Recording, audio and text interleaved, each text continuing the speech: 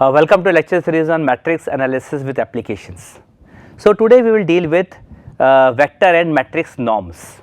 What do you mean by a vector norm and how can you find out a matrix norm? So, let us discuss in this lecture. First is, what do you mean by norm of a vector? Okay. The norm of a vector x, which may be in Rn or in Cn, I mean Cn means complex tuple, is a real valued function which is defined from Rn or Cn to R.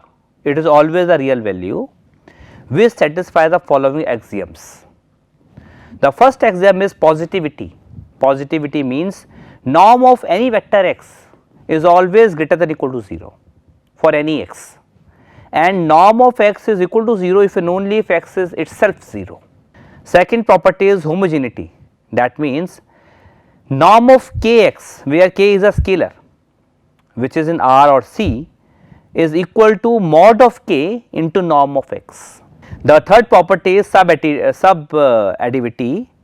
which is norm of x plus y is less than equals to norm of x plus norm of y. So, something like triangular inequality where x y belongs to Rn or Cn. So, if a vector x satisfying these three properties, then that is called norm of that vector, that is a norm induced in that vector. So, there are different type of norms which can be induced on Rn or Cn. Okay. Now, let us discuss these things by an example. Suppose you are in Rn, okay. Then the norm 1 we are calling is norm of x1, okay, norm 1 of vector x, which is x1 x2 up to xn, is defined as sum of xi's, mod of xi's, where I is varying from 1 to n. So, let us discuss this thing. So, x is in Rn, x which is x1 x2 up to xn is in Rn. Okay. How we are defining norm of this x here? The norm of this x we are defining as this is we are calling as norm 1. It is summation I from 1 to n, it is mod of xi. I mean sum of mod of this, mod of this, mod of this, sum of all the mods, all the absolute values of this set. If you take x as suppose 2 minus 1 4, which is in R3, then norm 1 of this vector is simply mod of 2 plus mod of minus 1 plus mod of 4, which is 7. Now, is it a norm? First of all, is it a norm? How can we show that it is a norm? So, in order to show that this is a norm, we have to show the three axioms which we have stated earlier. Now, the first axiom is norm of x is always greater than or equal to 0, okay, which is true because sum of absolute values can't be less than 0. We are taking the modulus and then we are adding them, it can't be less than 0. So, which is true, okay. This is true since mod of xi is always greater than or equal to 0 for all I, and hence sum will be sum over I of mod of xi will also greater than or equal to 0. So, this is true. Now, norm of x1 equal to 0 if and only if x is equal to 0. Now, if x equal to 0, suppose this vector is a 0 vector, then of course, the sum of the absolute values is 0. So, the first part is over. Now, if norm of x1 is equal to 0, then this means mod x1 plus mod x2 and so on up to mod xn is equal to 0. If sum of positive values, all are positive values, is equal to 0, this means what? This means each xi is equal to 0 for all I, because this is positive, this is positive, this is positive, and sum of positive quantities is equal to 0. This means each quantity is 0, and mod of xi equal to 0 means what? Xi equal to 0 for all I. So, this means x equal to 0. So, we have shown that first property holds, which is positivity. Now, let us try to show a second property. Second property is norm of kx. That means you multiply this vector x by k, by a scalar k. Okay. So, what will be the norm of this by the definition? This will be mod of summation I from 1 to n mod of k x I, which is equals to summation over I mod of k mod of x I by the definition. This k is a scalar quantity, can be taken out. So, it is mod of k sum over I mod of x I, and this is simply mod of k into norm of x, norm 1 of x. So, we have shown that norm of k x is equals to mod k times norm of norm 1 of x. So, second property holds. Now, the third axiom is mod of x plus y, norm of x plus y is less than equals to norm of x plus norm of y. How we can show this? This is equal to sum of I from 1 to n mod of x I plus y I. Here x is x1, x2, x3 up to xn, and y is y1, y2, y3 up to yn. Okay, x is this quantity and y is y1, y2 up to yn. Okay. Now mod of this quantity, now we can easily see.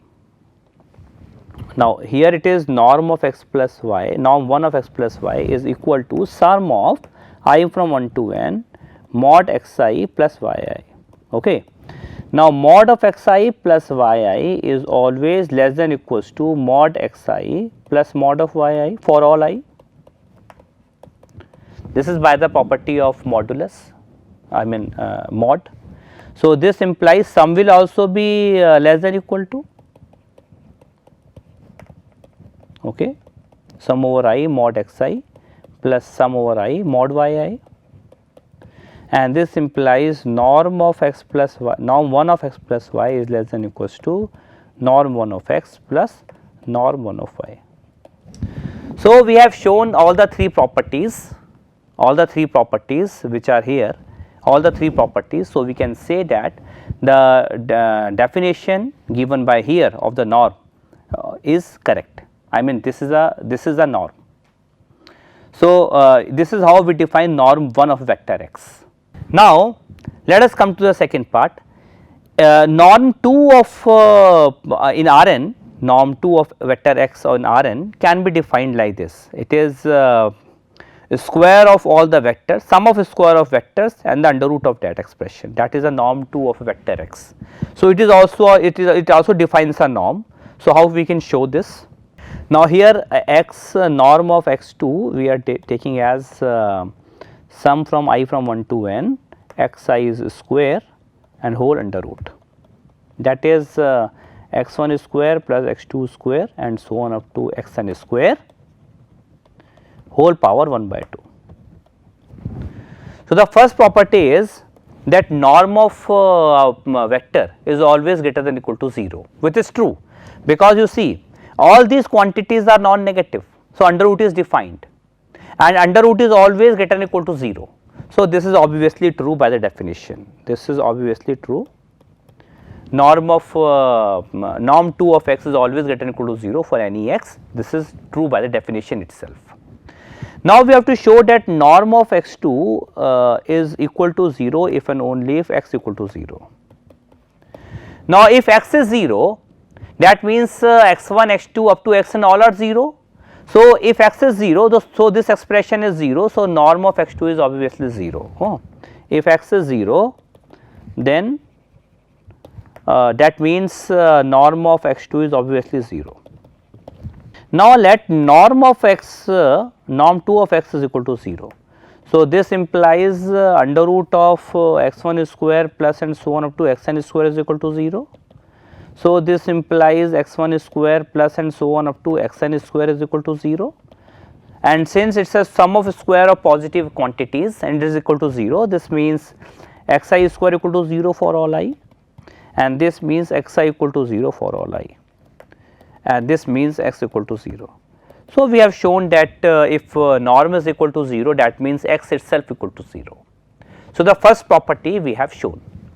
Now, second property is norm of kx must be equals to mod of k into norm of x. So, norm of x2, which is by the definition, that means we are multiplying each xi's by k. So, what is the norm of this quantity then? By the definition, it is k square x1 square plus k square xn square whole power half 1 by 2. So, k square 1 by 2 will come out, it is x1 square and so on up to xn square whole raised to 1 by 2, and this is mod k into norm of x, norm 2 of x. So, second property also holds true. Okay. Now, we have to show a third property. So, how we can show a third property? The third property is norm of x plus y is less than equals to norm of x plus norm of y. This we have to show in order to show that this is a norm. Okay. So, this will be equal to, by the definition, it is summation I from 1 to n. Each element of x plus y will be xi plus yi. You make it square, sum all the components, sum of square of all the components to the power 1 by 2. That will be xi plus yi whole square whole raised to power 1 by 2. So, we have to show that norm of x plus y 2 will be less than equals to norm of x 2 plus norm of y 2. This we have to show. Okay. So, what this expression is? This expression by this from here is summation I from 1 to n xi plus yi whole square whole raised to power 1 by 2 is less than equals to summation I from 1 to n xi square whole raised to 1 by 2 plus summation I from 1 to n yi square whole raised to power 1 by 2. We have to show that this inequality is true. Now, let us square both the sides. If you square both the sides, what we will obtain? We will obtain sum from I from 1 to n xi plus yi whole square is less than equals to xi square, sum of xi square I from 1 to n plus sum of yi square I from 1 to n plus 2 times these two expressions, that is sum of I of xi square whole raised to 1 by 2 and sum of I yi square whole raised to power 1 by 2. And when you further simplify this, what we will obtain? You see, a plus b whole square is a square plus b square plus 2ab. So, square will cancel out, square will cancel out. So, 2 will cancel from this 2. So, what we will obtain finally from here after simplification?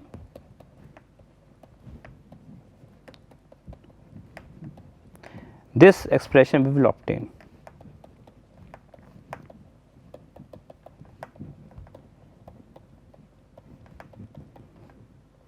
Okay. Now, if anyhow we prove that this is true, then this means this is true and this means this is true. So, that means we have done. Okay. So, anyhow we have to prove that this expression is true. So, now let us try to prove that this expression is true, and this is sometimes called, this is also called Cauchy-Szekwers inequality. So, how we will prove Cauchy-Szekwers inequality for this real case? Let us see. Now, you see, it is simply can be proven using quadratic expression. How we can do that? You simply consider this polynomial. Consider, you see, it is x1 z plus y1 whole square plus x2 z plus y2 whole square and so on up to xn z plus yn whole square. This is always greater than equal to 0. This is very obvious. Sum of square quantities, sum of non-negative expressions always greater than equal to 0. Okay, that is very true. Now, what we will obtain from here? From obtain, if you simplify this, what we obtain? It is z square times sum over I of xi squares, okay, plus twice of it is sum over I xi yi into z plus sum of yi square, it is greater than equal to 0. You simply open each square and you simplify, you will get this expression.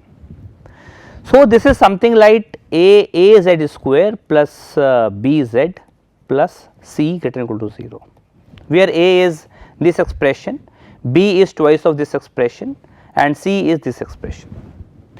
Now, if a polynomial of degree 2 is greater than or equal to 0, what does it mean for any z? Z is an arbitrary variable. If z is an arbitrary variable and for any arbitrary variable this expression is always greater than or equal to 0, this means a parabola, because a quartic polynomial always represents a parabola. So, this parabola for any arbitrary z is always greater than or equal to 0, this means parabola is always on the upper side, okay, either this or this for any z. That means it has at most one root, it has at most one real root. So, this means it has at most one real root.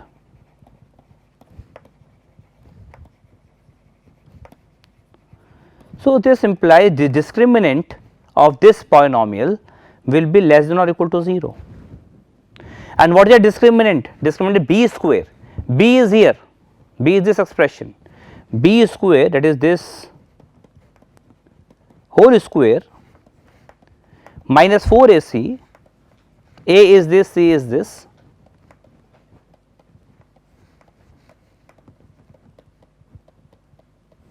is less than or equal to 0. Now, 4 will cancels out with 0, 4 will go with 0. So, what we obtain from here, that summation over I xi yi whole square is less than or equal to sum over I xi square into sum over I yi square.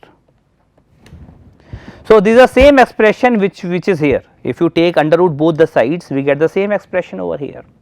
If this is true, this is true, and if this is true, then this is true, and hence this is true. So, we obtain the third inequality over here. Okay. So, hence we can say that the norm which is induced in this manner, I mean the definition of norm is true. The next is, so this is a norm 2 of vector x. Now, the norm, infinite norm of vector x is given as maximum of mod of xi. This is simply a notation, infinite norm. Okay. It is now it is also a norm induced in a vector x. This is very easy to show again. We have to show all the three properties. You see,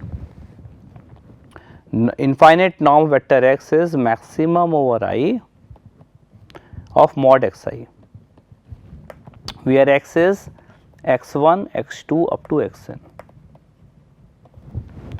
Now, the first property is norm is always greater than or equal to 0, which is obviously true, because we are taking maximum of absolute values which can't be negative, number 1. So, first property, that the norm of this quantity is always greater than or equal to 0, it is obviously true by the definition itself. Now, if x is equal to 0, of course, norm, infinite norm will be 0, because then maximum will be 0. And if norm f in infinite is equal to 0, this means maximum over I of mod xi equal to 0, and each xj, each mod xj is always less than equals to maximum over mod of xi's. You see, each because xj is always less than equal to maximum over mod xi, it is always true, and it is equal to 0 by this.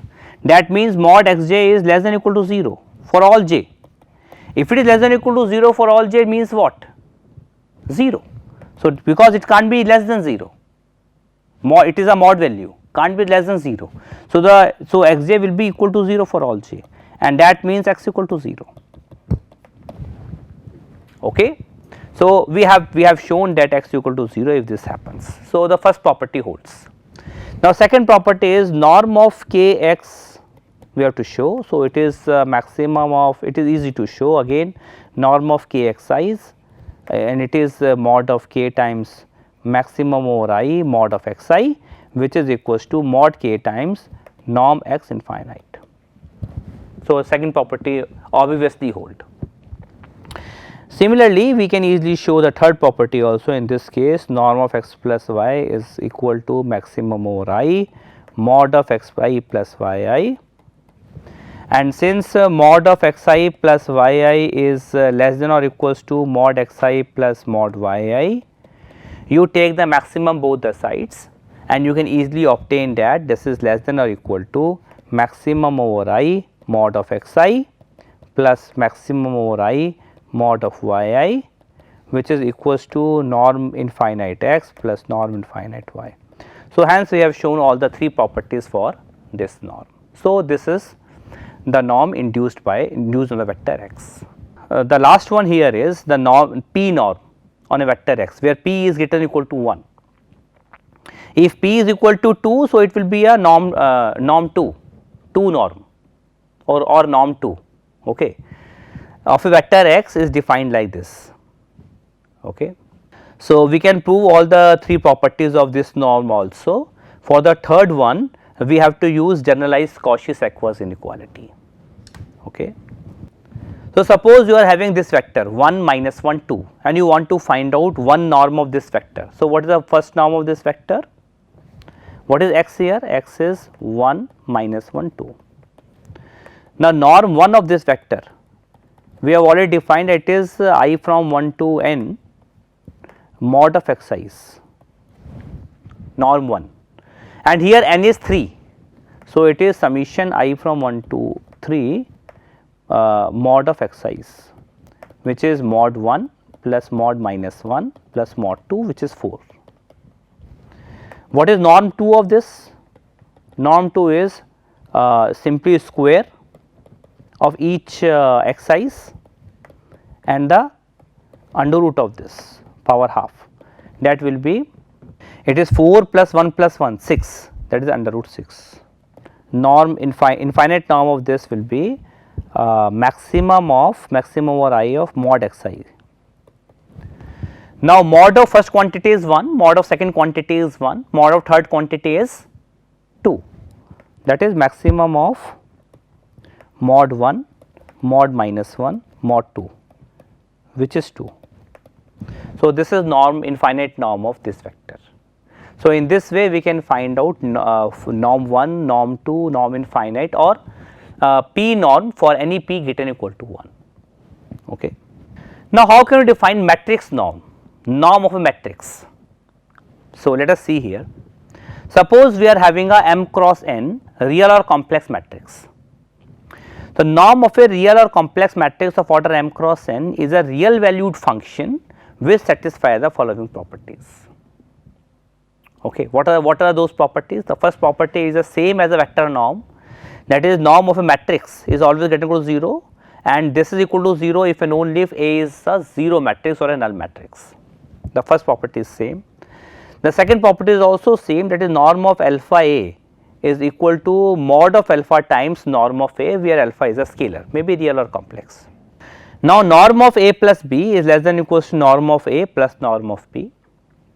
So, these three properties are similar to those properties which we have discussed for finding norm of a vector. Instead of vector, we are having a matrix A. Okay. Additionally, in case of square matrices, some matrix norms satisfy this condition also, that is norm of A plus B, A into B is less than or equals to norm of A into norm of B. And the matrix norm that satisfies this additional property is called submultiplicative norm. Okay. That is true for square matrices, may be true for square matrices. Now, what are the various methods to induce a norm in a matrix? So, what are the various things? The first is maximum column sum, which we are denoting by norm 1 of a matrix A. What is this? This is you sum all the mod of all the columns and you take the maximum over J, that is the maximum column sum. Let us take this thing, then it will be clear. You see, you are having a matrix of order m cross n.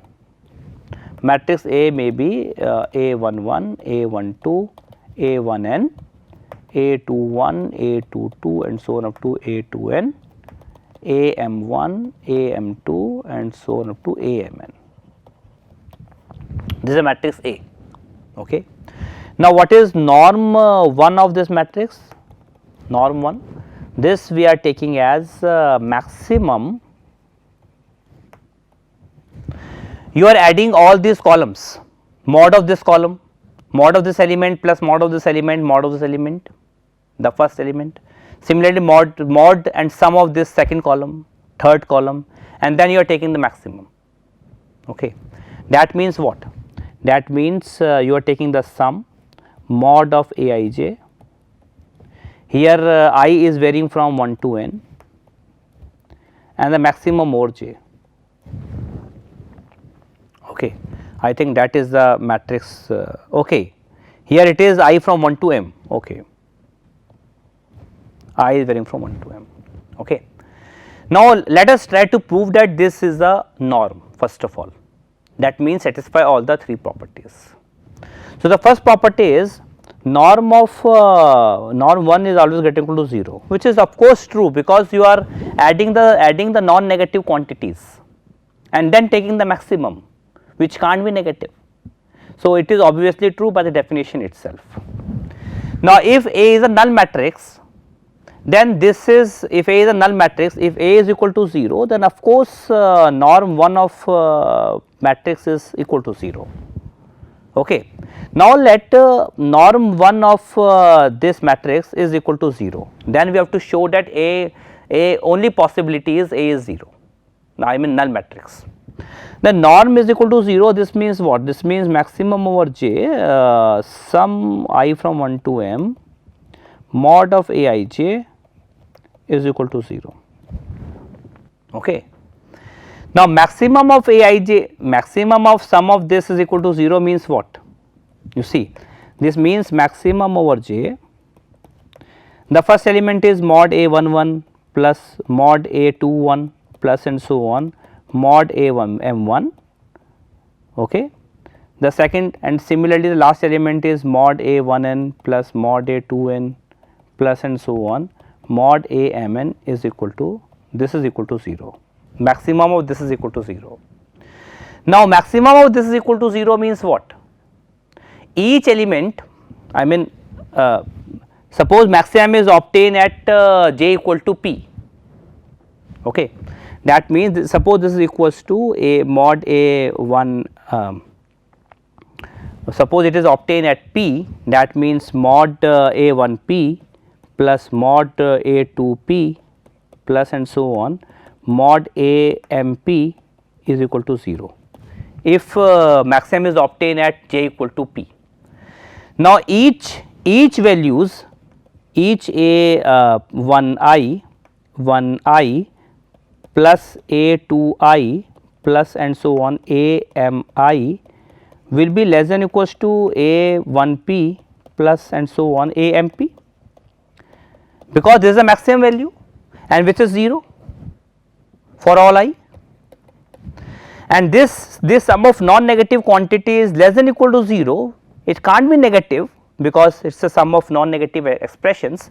So, this means it is equal to 0, this means it is equal to 0, and if it is equal to 0, this means each Aij, each A1i equal to 0 for all I, A1i equal to 0, A2i equal to 0. So, that means okay, that means matrix A is equal to 0. So, we have shown that the first property holds for norm 1 of a matrix A. Now, if you go to a second property by the using this definition, if you go for the second property, norm 1 is defined as maximum over j, sum I from 1 to m, mod of Aij. So, norm of Ka 1 will be maximum over j, it is summation I from 1 to m, mod of Kij, which is mod k times, it can be easily taken out because k is a scalar expression, a scalar quantity, which is maximum over j, sum over I from 1 to m, mod of Aij. So, it is mod k times norm A of 1. And similarly, we can show the third property also, that norm of A plus B norm 1 of A plus B is less than or equals to norm 1 of A. This property we have to show. You see, you take the left hand side, okay, which is equals to maximum over J sum I from 1 to m mod of A I j plus B I j, maximum over this. Okay. Now, again you can use mod of A I j plus B I j is less than or equals to mod of A I j plus mod of B I j. Now, you take the sum over I, both the sides, okay. If you take the sum of over I both the sides and now you take the maximum both the sides, you will get the required expression, this expression, okay. So, hence we can say that the definition of this is a norm induced on the matrix A, which we are calling as norm 1, okay. Similarly, we can define maximum row sum. Instead of column sum, we are taking row sum and then we are taking the maximum. So, this we are denoting by a norm infinite of a matrix A. Similarly, we can go the proof of this. Next is Euclidean norm. Now, Euclidean norm is simply you take square of all the elements of the matrix A and the under root of this. Sum of the square of all the elements of matrix A and you take the under root. This is the Euclidean norm of matrix A, and this can also be obtained by finding trace of A transpose A. Trace is sum of diagonal elements. You find the sum of diagonal elements of A transpose A, take it, put it under root, you will get the same expression. This you can easily verify, and it is a norm. This we can prove also. So, these are three different norms which can be induced on the matrix A. This is norm 1, this is infinite norm, and this is Euclidean norm on a matrix A. Now, suppose you have this problem. In this problem, what is A? A is 2 minus 1 0, 3 1 minus 2, minus 2 0 2. Now, what is norm 1 of this matrix? Norm 1 of this matrix is simply you find absolute of sum of each column and then take the maximum. That means maximum of mod of for the 2 is 2, mod of 2 plus mod of 3 plus mod of minus 2, mod of minus 1 plus mod of 1 plus mod of 0, mod of 0 plus mod of minus 2 plus mod of 2.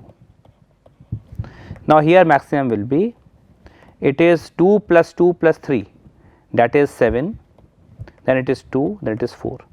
So, that is 7. So, maximum norm 1 of this matrix is 7. Okay.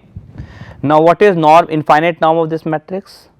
It is maximum of, from you take now the columns, now the rows, sorry, it is mod 2 plus mod minus 1 plus mod 0, mod 3 plus mod 1 plus mod minus 2, mod minus 2 plus mod 0 plus mod 2. It is maximum of 2 plus 1 3, 5 and 1 6, and it is 4. So, maximum is 6. And what is Euclidean norm of this matrix A? It is you simply find square of all the elements, sum of square of all the elements, it is 4 plus 1 plus 0 plus 9 plus 1 plus 4 plus 4 plus 0 plus 4 and the under root of this, which is, it is you can easily find, it is 4, 8, 12, 13, 14, 18, 18 plus 9 is 27. You can again check, it is 5, 5 plus 10 is 15, 15 plus 12 is 27. So, it is 27 under root of 27. So, in this way we can find out norm 1, infinite norm or Euclidean norm of a matrix. Now, when we can say that matrix is compatible, a norm of a matrix which is given by this is said to be compatible or consistent with a norm of vector x if norm of A into X is a, here X is a vector and A is a matrix. So, norm of Ax, if it is less than or equals to norm of A into norm of X, then we say that norm of a matrix is compatible with the norm of vector X. So, if this inequality hold, then we say that norm of a matrix A is compatible with the norm of a vector. Now, we have again another result that let A be a matrix of order n and let C belongs to let X belongs to Cn. Then the function which is a matrix of order n cross n C to R defined by this expression where X is non-zero is a matrix norm. It is also a matrix norm. Here X is a vector. Okay. So, the proof is very easy, one can easily show the proof. You have to show all the three properties of matrix norms, this can be easily obtained. Okay. So, we can show that we can easily show that this is a norm. Okay. A spectral norm. Now, let A be a matrix of order n, the spectral norm of a matrix A is defined as largest eigenvalue of A conjugate transpose A whole raised to power 1 by 2. If A is a real matrix, it will be A transpose A. If A is a complex matrix, it is A conjugate transpose A whole raised to power half. So, you find the largest eigenvalue of this matrix, take the under root of that is the norm 2 of a matrix A, and we are also calling as spectral norm of A. So, for a real matrix, spectral norm is simply largest eigenvalue of A transpose A whole raised to power 1 by 2. Okay. Suppose you want to find out the spectral norm of this matrix. So, what this matrix is? This matrix is 1 plus iota, 1 minus iota and 2. It is basically a complex matrix. So, we will find A conjugate transpose A. Okay. So, what is A conjugate transpose? Which is A conjugate transpose. What is A conjugate first? A conjugate is 1 minus iota, 1 plus iota and 2 its transpose, which is 1 minus iota, 1 plus iota and 2. So, it is basically A itself. So, it is basically Hermitian matrix. If A is equals to A conjugate transpose means it is a Hermitian matrix. So, it is basically A square. Okay. For norm 2 of A,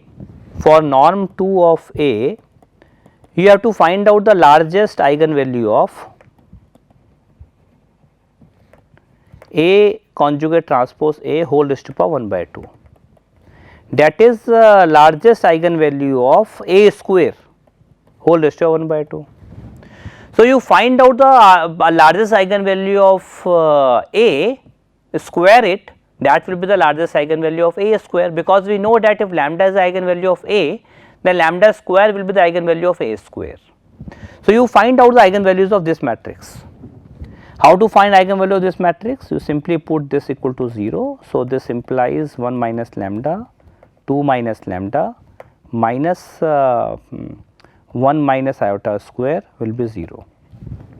So, this is lambda square minus 3 lambda plus 2 minus 2 equal to 0. So, that is lambda equal to 0 and 3. So, the largest eigenvalue of A is 3. So, what is the largest eigenvalue of A square? It is 9. Okay. So, this will be simply 9 raised to power 1 by 2, which is 3. So, in this way we can find out the spectral norm of a matrix A or norm 2 of a matrix A. Okay. So, this is how we can find out norm of a vector and norm of a matrix. Okay. So, in the next few lectures we will see that how we can, what are the applications of norm of a matrix. Okay. Thank you.